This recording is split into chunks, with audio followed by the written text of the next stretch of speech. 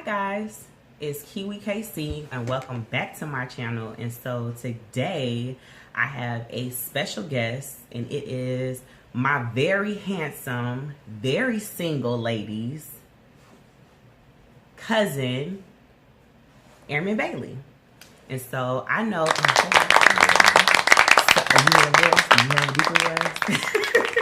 so I know in my previous recordings on the military moments, a lot of the questions that I started to receive in my inbox were questions about things that go on now in basic training.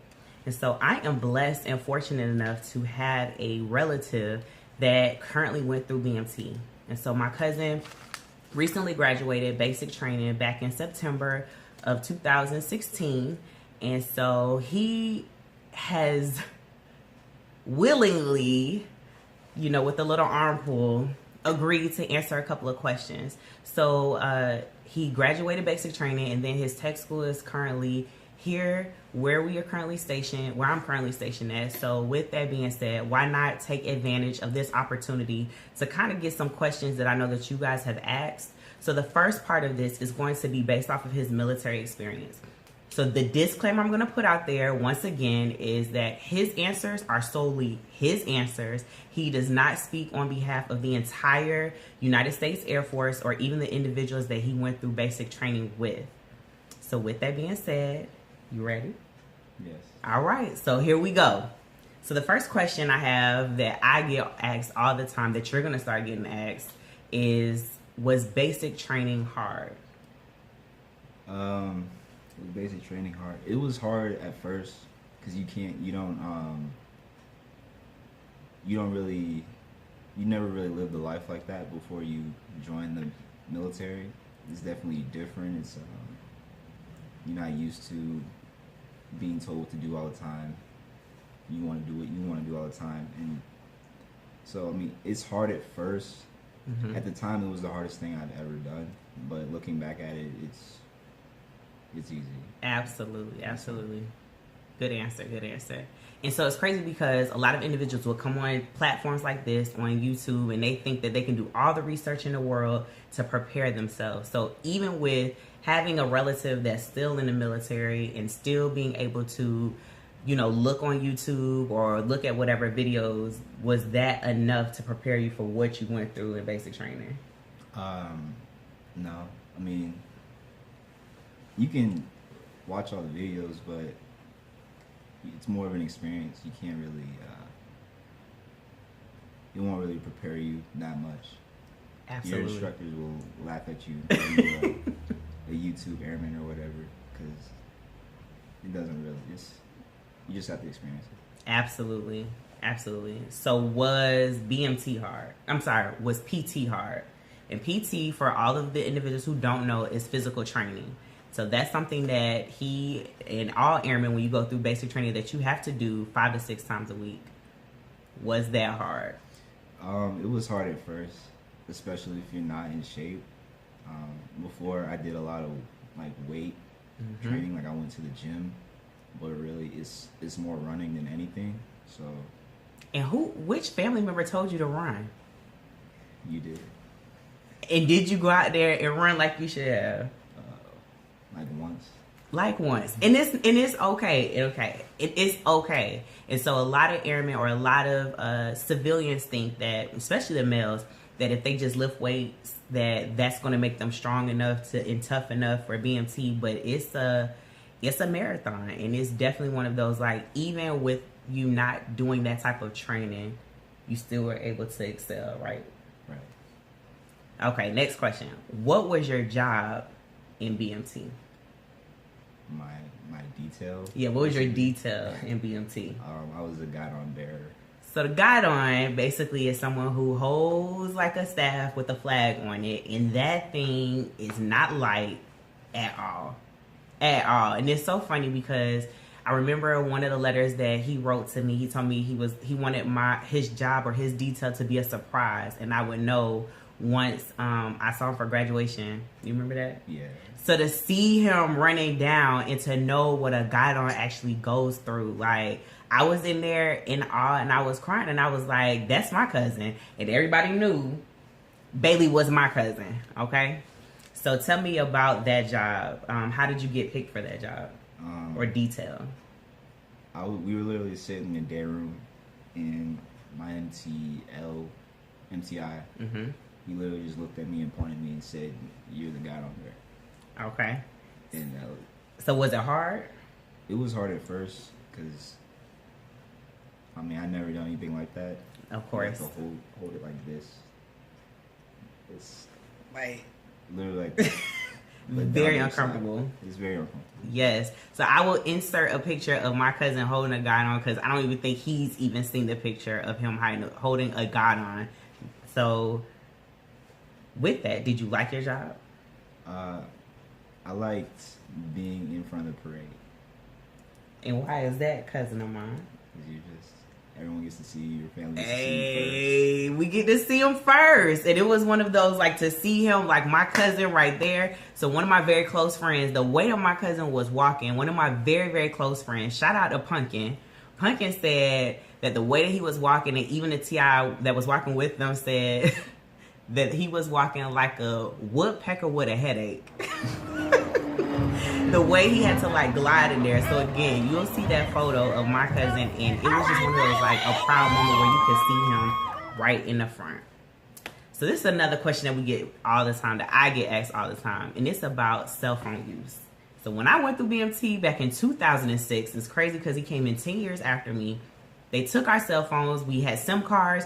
We had to take the SIM cards out, and they locked it up into a closet that we could not use anymore. But in 2016, 17, that is completely different. So you tell them about cell phone use. Okay, so when you get there, they're gonna take your phone. They're gonna lock it up. They're gonna make you put a tag on it so you know it's yours, so it's not mixed up with all the other phones. And around, I think it's the 4th week, a couple weeks in, you're gonna get your first initial phone call to go home. They're gonna put you out of the classroom. They're gonna hand out your phones, and you can call your family for 15 minutes. So what happens if you don't have a cell phone? If you don't have a cell phone, you can't. They'll let you use your friend's phone. Okay. And what if I don't have a friend right then? It's somebody gonna let you use it. It's the airman wingman concept thing. Let them know, cousin. Someone's gonna give you a phone. Somebody's gonna give you the phone. So even if you don't have a cell phone, if you think that you have to turn your cell phone off before you go, there will be a wingman in there that's gonna hook it up. But if you can, because I know your mother was this close to turning your phone off, leave the phone service on. Okay, good answer. So tell me about letters. When I went through basic training, I would tell my friends all the time to write me. And so back then, the internet wasn't as big as it is now. And so my friends would be like, I just can't text you. I just can't send you an email. So how important is snail mail or letters? It's kind of a big deal. Like, it doesn't seem like a big deal in real life. Mm-hmm. But in BMT, it's like exciting to get mail from your family because you're just cut off completely. You're just working, so. Absolutely. The best letters I got in basic training was from your mother. Like, your mother would send, it seemed like she sent a letter either every day or at least twice a week to me. And then, like, some of the stationery would be, like, pictures of y'all on the back. And so, my apologies for that interruption. So, back to the snail mail. I had a quick story. So, my mother, shout out to my mother, his aunts, our mothers, our sisters, that's how we're related because I get asked that too. She basically would write me letters. And I remember one time our TI was handing out mail. And so he was like, my maiden last name was Little. So he was like, Trainee Little, who's your daddy? And I was like, sir, Trainee Little reports his order. You are, sir. And then so he went around the room and asked different people because they told us from day one, you don't have any parents. Because people would come in there saying, my dad is retired, such and such, or chief such and such. You didn't have no parents. Your TI was your parent. And so he was like, well, somebody's parent from back home doesn't know who runs this house. And so he was like, they're writing mommy on the front of the card. So whoever that is gonna give me 10 push-ups for each letter. So that day, your aunt sent me 10 letters. And instead of writing her name like everybody else's parents, she wrote mommy. So he started dropping the cards right in front of me. And I think it was like 10 of them. So needless to say, I had to do like close to 100 push-ups, me and my wingman, because my mother wrote mommy at the top instead of writing my name. So for anybody that's going through, make sure your parents write their name and not mommy or daddy or auntie or whatever, okay? Just had to put that out there. So, what were some of the best letters that you received while you were in basic? I mean, they were all good. Just letters from you and my mom. Which ones like really stuck out to you? Was there one in particular that like came on a bad day? It seemed like those were like the best letters that I got when it was like hard trying to make it through. I can't really remember. I think it was just my first letter because I wasn't getting letters like at first like everyone else was. Mm-hmm. So I think the first letter I got was really special. I hear that. Okay, so the next big question that I get asked about is Beast Week. So when I went through, it was called something completely different. And so now it's called the Beast, right? Or Beast Week. So tell me a little bit about Beast Week. So for Beast Week, it's 5 days. Mm-hmm. You're gonna pack up literally all your stuff besides your blues, I think. You're gonna go to this camp that's like 20 minutes away from BMT or so, and it's supposed to simulate a deployed environment. Okay. So you're gonna go out there and you're gonna be assigned to like 4 sections because literally everyone in your week is going, like out of all of BMT. I do remember that because there's a bunch of cuties from like the male flights that was there. Okay, go ahead. Yeah. You're gonna be with. You're not gonna be in the same cot, but you're gonna be in the same area with other female, like the other female trainees. Could you look at them and talk to them or anything like that? You could probably talk to them. Yes, you can talk to them and stuff. When you were like not at Beast Week and at regular, like at your squadron, could you talk to individuals of the opposite sex? You're not really allowed to. You probably have to sneak it.